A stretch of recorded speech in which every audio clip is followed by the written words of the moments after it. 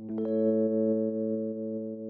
Well, I'm talking today, or even this morning, with Paul Golden, who is been a midwife for many years, has many different aspects to his work.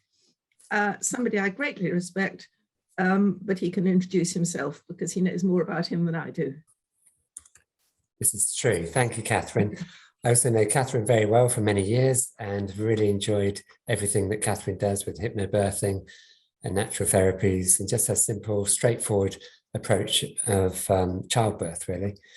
So I'm a midwife. I'm also a mediator, pediatric neonatal nurse with a background in intensive care, a lot of cardiac, thoracic surgery of babies, a lot of respiratory support. I mention this because as a midwife, if we have good experiences and training with babies and breathing things, we're more comfortable to be helping them when they need it. So I will attend births. Some people label themselves or get labeled by others as a home birth or a hospital midwife. I'm wishing that midwives see themselves as simply that, a midwife with woman wherever the woman is. So we may be in a big university hospital or a small cottage hospital, as I have been in Australia, New Zealand, the UK mostly, but also in India, in Mexico, a little in Vietnam and Korea, and teaching in Russia and China and Europe. So a lot of my work is going wherever I'm invited as a clinical midwife. And why do people invite me? Often it's because their human rights are involved and the woman is being coerced sometimes, or just simply doesn't have a choice. For example, in some countries like Bosnia, there are no home birth midwives. Many countries don't have them. The state has an obligation to provide home birth midwives, every state that signed up to international human rights. And Article 8 is this right to private and family life. That was a great case in 2012 with Hungary being taken to the European Court. So although the judgments come out saying, yes, everybody's got these rights, we don't have them unless we stand up for them. So turning that on its head, we only have the rights we stand up for. And some people quietly contact a midwife, get a home birth that they wanted, and everything's wonderful. Some people are fighting the system, and also that can help, challenging it, telling the system you must provide a home birth midwife. And actually, of course, we know there's a shortage of midwives in the UK. My estimation would be greater than any of the other ones, because when we have, I think it's around 5,000 midwives we would need, even between 5,000 and 10,000. And globally, there's about 1 million shortage of midwives. So when a country has the full quota of midwives, got to look at the ratio. How many women is that one midwife looking after? And it's quality and quantity like everything. It's not just the number of the ratio, it's the acuity. So if the midwife is looking after highly complex women in high dependency intensive care settings, ideally they should only look after one woman. The same with one midwife to one woman in labour. But what we've got, particularly in Europe, is midwives becoming medical nurses, running from room to room, giving a drug, going to the next room, giving a drug to start labour, to stop labour, and this kind of reactionary care. It's very pathology based on a machine that's breaking down, and that's the woman giving birth, instead of trusting birth, trusting the baby, trusting the process, but being ready to anticipate problems, potential problems, identify them and avoid them, and occasionally having to fix those problems. But instead, we're treating everybody as a problem in most systems, whether it's the UK or anywhere else. And the risk isn't so much even of the problem happening, it's of the blame that could happen if a problem happened. And quite a lot of clinicians will be honest and tell you they're not doing what's best for the woman, they're doing what's best for their registration and their employment. So every day in most hospitals, it's defensive practice. It's based on fear. But in a way, we might extend that to society and consider, how do we live our lives in society? Is that a reflection of what we're doing with birth? And it could also be very fear-based. We have a choice and we don't have to be fear-based, but it often comes down to leadership whether it's the leader of a hospital or a government, I also feel we are individual leaders ourselves. Instead of blaming an external leadership, we ourselves could take more responsibility to say, I know that this is right, this is wrong, I'm going to do this. And I'm going to offer somebody choices. Would you like this or this? Not you must do that or your baby will die, when it's simply not true. And that's being told to women when we're measuring babies on ultrasound scans, thinking it's a bit big, it's a bit small. In truth, we don't know the weight of a baby. We don't see the density, the three-dimensional aspect to who that baby is. We have a black and white picture, even a color picture does not tell us all the information about the baby. Particularly, we see this at birth when a woman's been told the baby needs to be induced because it's 41 or 42 weeks. There's no rationale for that, no evidence for that. And the baby comes out with vernix, the white grease, all over the baby, or at least in all the creases. So that baby was not post-mature. A baby who is genuinely overcooked over the due dates, not by dates, but clinically, then their skin could be dry and peeling, particularly on the feet. So you can really see it, a baby. All the inductions we're doing for what we call over the due date are turning out not to be the case. And we don't seem to learn and reflect on this. In fact, there's very little reflection we do, and that's why we repeat mistakes. In the UK, they have these reports done by kind of semi-government, very highly qualified doctor. There's Bill Kirkup, and there's others like Donna Ockenden. They've reported in East Kent, in Mid Staffordshire, in Morecambe Bay, in Sheffield, I think, many other places. And it's interesting, places they haven't reported have the same problems, and that is avoidable, preventable deaths. Yeah, deaths and serious injuries to mothers and babies. When these reports come out, as the Telford one is coming out now, it seems to me, as you're absolutely right in saying they're looking for someone to blame. And the report will often say more should have been done. And maybe sometimes less should have been done. And maybe sometimes more should have been done. But it's this looking for somebody to blame and then making a recommendation, and everybody says lessons will be learned, and they're not. Life goes on. Yes, I've heard this for 30 years. So I've been a midwife over 30 years, trained in the UK and worked, as I said, in other countries. So too much too late or too little. Much too soon or too little too late, yes. I think. Too much too soon, too little too late. I have beautiful dyslexia. It keeps me creative.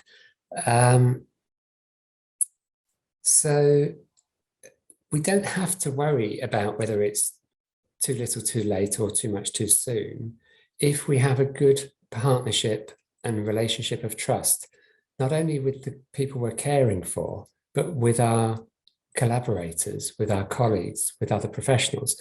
And the main area that's identified as a reoccurring problem is lack of collaboration. So somebody thought they are in the hierarchy, they're a senior doctor, senior midwife, or whoever, and they will make a decision for other people. That doesn't work. That's imposing. That's quite violent. If we have a relationship, a partnership, it's very much the New Zealand model. It doesn't always work there.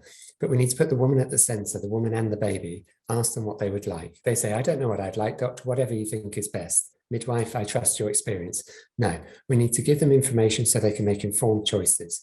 Every time we make a decision for others, it might work some of the time and it won't work some of the time. So these reports have shown lack of collaboration between midwives, pediatric staff, and obstetric staff. And they're all in their own little kingdoms. The places I've seen that have worked the best is when everybody's eating together. They've got a shared common room. And by having breakfast, lunch, dinner, you're on a night shift, you go for a snack, you talk to your colleague. This relationship building with each other is important, but it's also important with the consumers, the families and the community. And hospitals are very isolated from the community.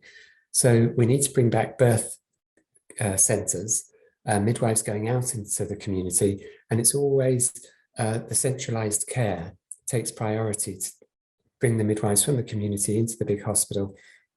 We're not looking long term, we're looking at a short term, fixing a problem each day. And the lessons are not learned because they're just repeated over and over, they're hidden. In fact, the amount of energy and money that many government hospitals and staff put into hiding problems is incredible. It would be far less, to be honest, and say, I made a problem, I made a mistake, I could have done that earlier or later, what do you think? And reflect on it. So reflection needs to be part of every clinical person's practice every day.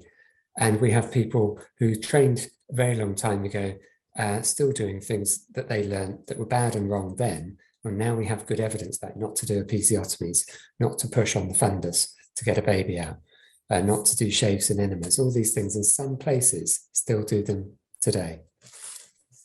And you also get some people who trained 25 years ago who have been absolutely impeccable midwives. They make one mistake and they're struck off.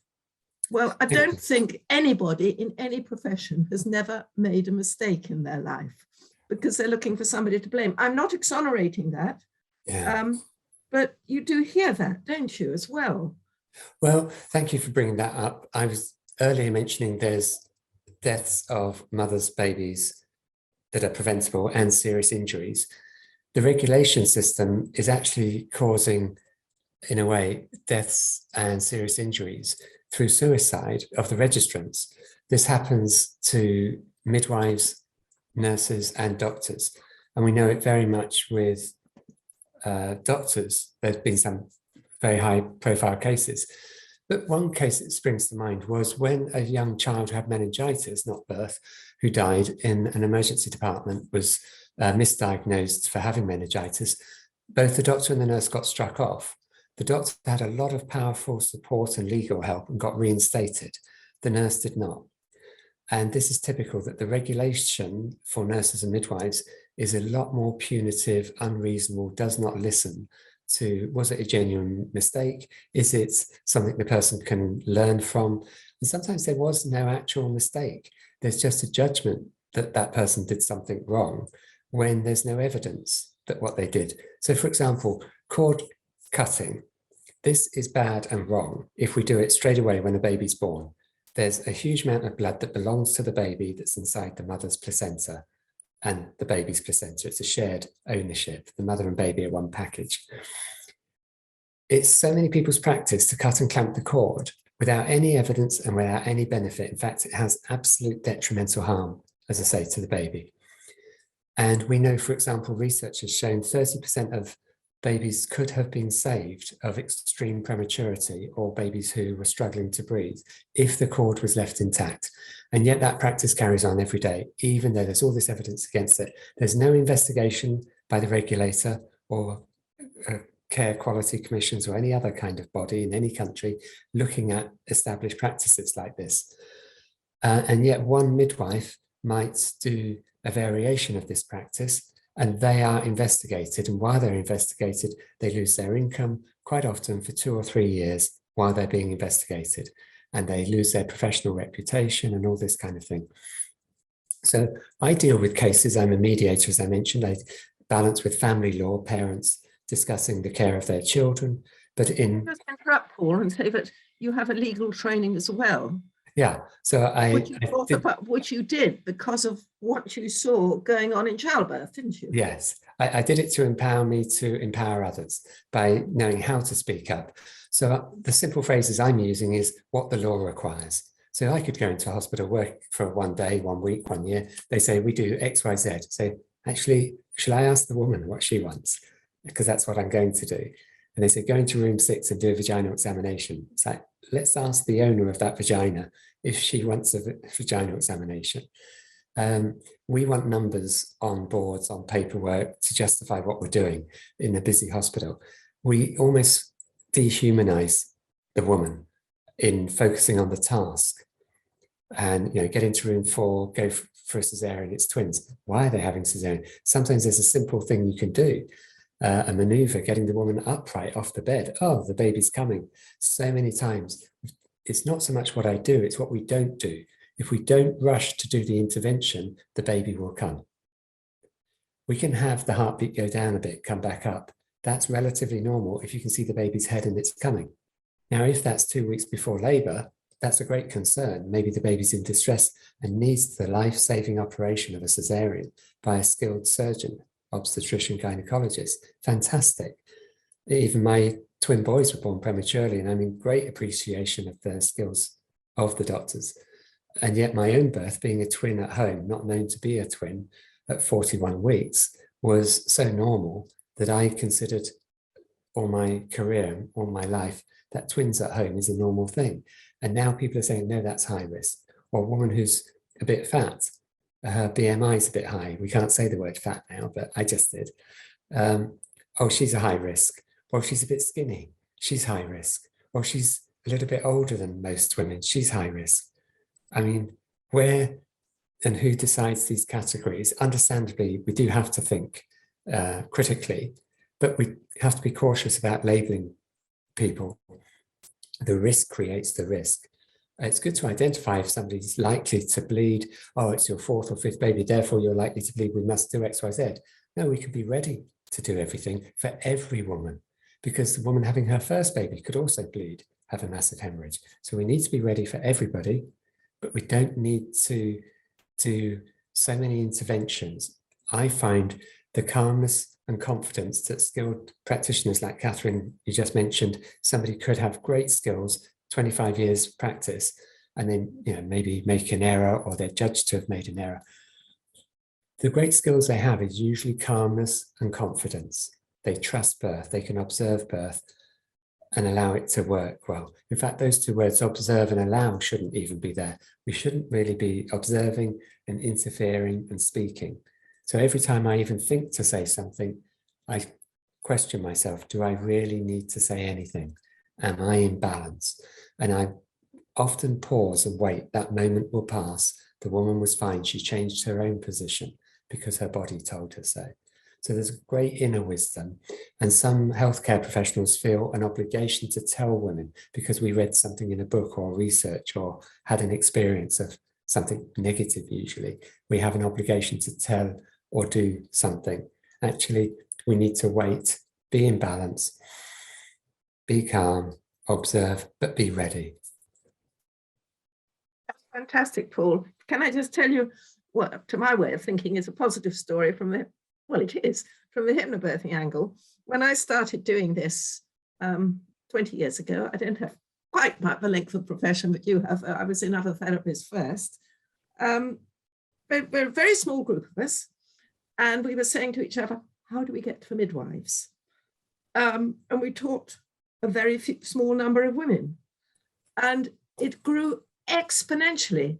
It grew because women told their friends, and they thought, wow, if you can give birth like that, that's amazing. Well, we shouldn't be thinking that's amazing. We should be thinking, well, that's how birth is. And if it's not like that, and it's a trauma, something's gone badly wrong. And yet, that's the experience for the majority of women. Anyway, we also grew because midwives saw these births. Absolutely blew them away and never seen anything like it. You know, a woman giving birth to her first baby in 2 or 3 hours, didn't need any drugs. And I think every midwife in the country and every woman giving birth in the country, and I'm referring to the UK, is now affected by the work we do, sometimes in a very tiny way, because we've trained thousands of midwives. They all go back to their units. They practice a tiny bit differently. They use words a tiny bit differently. Their colleagues see them. And I honestly believe that the effect is tiny on many women and enormous on other women who have done a full 12-hour course. And so now we're saying, how do we get to the obstetricians? And we are, you see. I had a wonderful story last week. I think it was the very first obstetrician we trained as a KG hypnobirthing teacher some years ago now. And he is going up in his career and an excellent obstetrician. But last week, his wife had their first baby. And they did all the things that he had learnt. She gave birth without drugs in a very short space of time. And all his colleagues will be seeing that. Yeah. And that's an obstetrician who puts into practice what he knows. And I think, in a way, it's almost harder for an obstetrician than it is for a midwife. Maybe not. Because they're going to be judged by their peers. Yes, exactly. And it was just such a lovely story. And I know another obstetrician who we have also trained, and she has made it her business to make sure she goes out on a home birth, because most doctors and obstetricians, and in fact, at least half midwives, have never ever seen a home birth. So they don't know what normality is like. So they don't know if something's out of normality because they have never seen normality. She's made sure that she's present at a normal vaginal breech birth, so she can understand better. Yeah. It may be there an occasion when help is needed. So we have all this positive stuff, yeah, and yet we have all this over-medicalization as well. It and is I'm sure you see both. Yeah, we need to witness normal, natural, healthy births, upright births. Some countries, you're never seeing an upright birth. They coerce the woman to lay on her back. It was traditional very much in the UK, but we've always had a stronger or relatively strong, relatively autonomous midwifery practice. It's got weaker and weaker over the years with regulation and other bodies probably interfering with it. But you're right to identify that midwives had a fear. They didn't know. I mean, they also got traumatized. You can get secondary trauma by observing trauma. So a woman might have a traumatic birth. The people witnessing, participating in the birth feel complicit to some extent, and they also are traumatized. What hypnobirthing does for us and what it did for me, and I'm giving your book to so many people, it makes me use positive language. It's incredibly simple yet powerful when you make an example like, don't forget the milk or remember to get the milk. If I come into any phrase or language and I'm about to write or say, and a lot of my legal terminology, somebody writes a statement of what happened and I just take out all the negative, turn it into a positive. Don't say, I didn't do that. Say what you did do. Say the positive. So midwives were and are working in such a fear-based culture that hypnobirthing gives them a way of transcending or transforming or transmuting this energy from negative to positive. I don't know if it's fair to keep it as a binary thing, but once we transmute something to positive, it seems to be all-encompassing. All our lives become more positive. So I'm dealing with traumatized midwives who have investigations, employment issues, and regulatory issues, sometimes criminal issues. And quite often it's very unclear what the case against them is. It's almost hysterical. And it's based on, she did something different. She gave a herb, or she didn't tie the woman down on her back. She let the woman be upright. But another good example of an obstetrician having a natural birth is there's independent midwives are called often for births with obstetricians and doctors, as well as lawyers and medical negligence lawyers are choosing independent midwives because they know how the system is. So an obstetrician had her second set of twins at home in water. And if she'd gone to work, to the hospital where she works to give birth, she knows her colleagues would not be comfortable supporting her having a water birth in the hospital. You know, some of the, Agnes Gerup in Hungary was an obstetrician. Michelle O'Donnell is and was an obstetrician who became midwives. In quite a few countries, I know in Latin America as well, the same thing. And in Northern America, this week I've just been talking with midwives in Alaska, in Dominican Republic, in Central America, in Poland and Hungary. We have what's going on in Ukraine. How's that affecting birth? Interestingly, I just heard that the footballer has given his podcast or tweets handle over to a doctor in the Ukraine so they can share what's going on. That's an obstetric doctor. But actually, quite often it was very coercive care. Now there's a war going on, there's a lot of sympathy, but it's a chance for us to really look at many countries. Are they doing barbaric, old-fashioned things, shaves, enemas, episiotomies?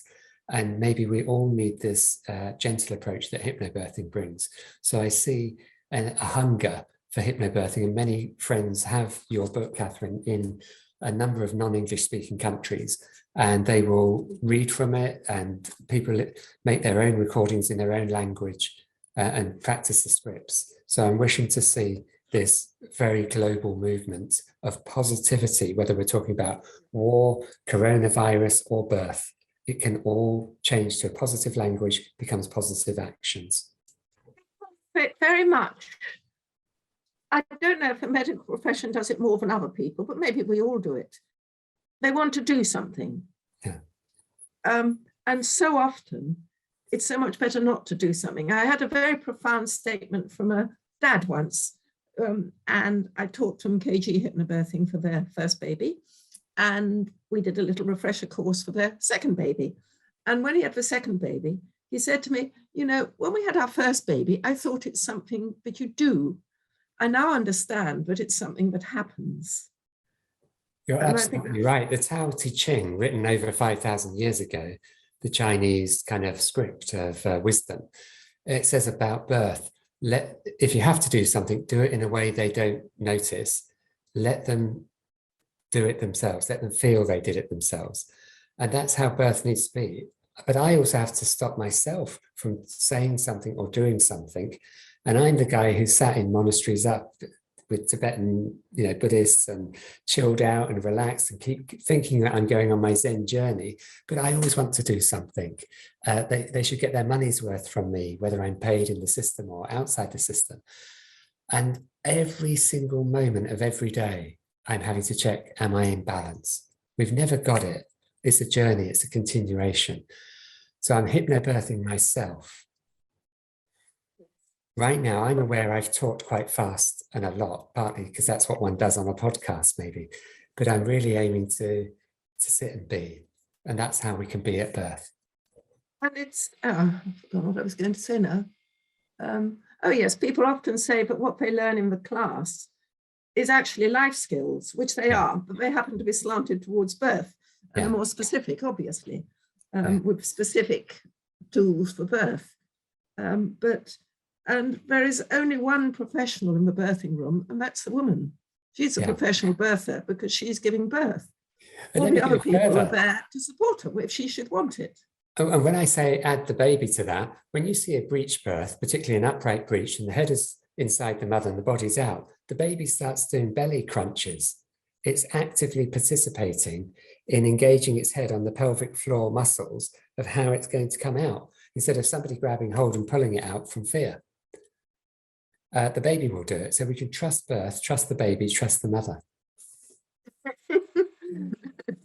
Absolutely. In Germany, they're having a lot of upright breech. So people from surrounding European countries will go to these clinics that say, yes, we do this every day. And their own countries are saying, oh my God, a breech, we have to do a cesarean, because they've never seen an upright breech. They could go and witness it, or they can go on YouTube and look at Breech Without Borders. So much great education is available online, from suturing perineums, everything. It doesn't depend on how good your training was. We've got online everything, pretty much. That's partly so wonderful about, I feel, the area I work in, and doubtless the area you work in too. But there is always more to learn. I mean, I'm a real nerd. It's what I read about. And you think, wow, I never thought of it quite like that. Yeah. The beautiful words that a family, a mother or father will say, or a child in the house witnessing birth, are so every day. You're right, I'm learning something new. And every baby, even the non-verbal language of a baby, how it's communicating, is it in shock? Is it tranquil? And we're seeing tranquil births and tranquil babies. I like the phrase, a gentle birth heals Mother Earth. Because I'm wondering, when we've got dictatorships in the world and aggressive leaderships and things, what happened to them as a baby? And that leads me into the psychology I studied with Gabor Mate. He talks very much about the disconnect as a baby. He himself was handed over to the neighbours when the Germans invaded Hungary. He lives in Canada, and he's made 2 great films, In Utero and The Wisdom of Trauma. But what happened to the obstetrician when they were born? If they had trauma and fear and everything, and then they were rescued, they go to get a job where they are rescuing others. So unless we go on our own inner healing the pain journey to be compassionate with ourselves, we're just going to keep recreating and reinventing problems that we solve. That's enormously important in what we do in KGH, KG hypnobirthing. In the first place, women who come to it after a traumatic first birth, and the teachers I've trained will sometimes contact me, what can I do? She's had this trauma, it's absolutely awful. I think, well, just do the course. If when she's done the course, maybe you can put the fear release stuff at the beginning as well. If you still need something at the end of the course, come back to me and we will sit down and think what should be done. And nobody ever has come back, because the course is that healing. And it's what you said, these babies are different. It's quite difficult to define, but there is a serenity, a poise about them. And it would be a difficult thing to research. I don't have the time, but it seems to, that poise and serenity seems to carry with them throughout life. And people with that quality are what we need in this world. And we're getting thousands of them. And that's going to be so significant. And nobody will know where it came from, but it will change the world, I'm sure. Some people talk about this. Michelle O'Donnell has talked about the humanity and how we're born and the impact on us. There are other various groups looking at the subtle psychology, or not so subtle. Water birth was a time when I worked in Oxford about 30 years ago, and water birth was very normal there, and it was not normal in its neighbouring hospitals. They treated it as witchcraft and want to do it. But what we observed with the tranquil babies and tranquil mothers and families, the breastfeeding went well. What's the main reason is probably lack of intervention. You cannot touch a woman or a baby when they're giving birth in water. You can't reach them. The woman has to come to the staff. Whereas if she's on a bed, the staff walk up and just touch her. If we imagine a woman in a bubble and we only go in that bubble with consent, I only have a conversation with somebody if they give permission. Can I talk to you about the choices you have if the head and the shoulders or this problem happens? No, I don't want to have that conversation. Okay. Can I put my hand on your shoulder? No. Or they don't have to use words. If they use, we have to listen to people. And in water, they have this great big space where we have to leave them alone. And I think not just that, but psychologically they feel it's my little nest, I'm safe, not just from physical things, because any other mammal will go to a small safe place. Yeah. Women go to a big hospital where people do things to you, and it's the only time that somebody walks through the hospital door but they're not ill. Yes. But they get into their little pool, and plenty of women, as you know only too well, spend most of their labour in the loo because they can shut themselves away, and then only when the pool is ready are they prepared to come out and get into the pool. Well, the toilet's a familiar, safe space, along with the water, a bath. Many women with period pain might get in a bath.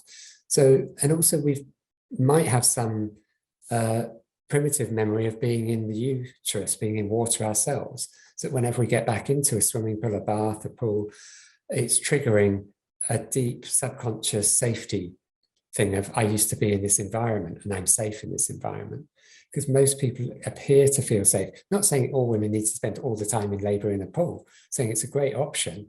And when I've gone to hospitals that didn't have water birth, brought in a blow-up pool, put it there, put the water in, woman having even her first baby gets in, and you can see the intensity just drop a bit, and the coping come through, and the breathing can connect. And if there's hypnobirthing ideas, that can connect. But the calmness of the staff can really help. Often we're helpless if a woman has gone into her own triggers and traumas. We can't rescue people, they have to rescue themselves. All we can do is be calm and carry on. Absolutely. And people will often ask, when am I allowed to get in the pool? How long should I be in water when I'm in labour?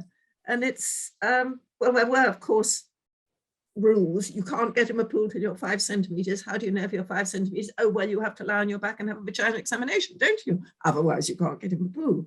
That, I think, and I could be wrong, is a little bit less rigid now. But it's just, it's not how long should I spend on the bed in labour. It's just, if you feel like a rest, have a rest. If you feel that water would be more comfortable, hop in. If you feel for a while you'd rather get out and walk around and have a snack, get out. It's like, what do I do? You can observe everybody's safe and leave it alone. And if you're, as soon as you're in a hospital, you're on that kind of, hospitals vary, and there's great leadership and great individuals in all hospitals. Absolutely. But quite often, even the great ones are pushed a bit, and you're on a shift and it's going to finish, and who's going to take over from you? And will they have the same philosophy, or will they have enough staff? And so there's all sorts of other constraints. So staying at home as long as possible in labour, and possibly birthing at home, can be the best thing. If we go back some years in history, everybody, 95% gave birth at home. Now, let's say 95% are giving birth in hospital. And it's very rare for somebody to go to a hospital and not be given drugs and treatments and interventions that they didn't need, because if they're there, they're going to get it. I don't know whether to give any airtime to mention there is that book, This Is Going to Hurt, by Adam Kay, an obstetrician. It ends catastrophically. But that's been celebrated, and yet... Oh, I know. You see, it's the opposite. It's the only book I've read. Normally, if I read a book, I put it on my bookshelf, I can refer to it. That book, I didn't even give to the charity shop. Right. It went in the bin. I didn't want anybody else to read it. And they're putting it as a play in London. Did you know? Well, I know, yes. But what I think, it's very well written. But what it does tell you is the pressures that the obstetricians are under. Yeah. It very clearly illustrates that. And they are under huge pressure. And it's not sustainable. He left, he made a catastrophic error. And I had a lot of sympathy for him as a person, because they go into it, but that's the whole mindset. We're attracting the wrong people into the professions, people that have high grades. Can they communicate? That's the most important qualification a doctor, nurse, midwife, doula needs. Can they communicate? I was recently at a birth where the doula was in the woman's face and space, excluding the partner and the midwife, and that doula wasn't good. Most doulas are great, but whether it's an obstetrician or a doula, we need to be able to communicate, and that is respecting the woman's choices. And again, that comes back to even thinking and being aware of human rights, but it's more fundamental. It's about bodily autonomy. Don't touch or talk to somebody unless they invite you to. I think we said everything we need to, and it's been a wonderful conversation. Yes, that's a great time to finish. Thank you, Katharine. Thank you very much indeed. Thank you for watching the video. I hope it was useful. Hope you enjoyed it. It will be really important to us if you would subscribe to our channel. Click the link to subscribe, and then you'll get all our most up-to-date information. It makes a difference to us, and we're really grateful. Thank you.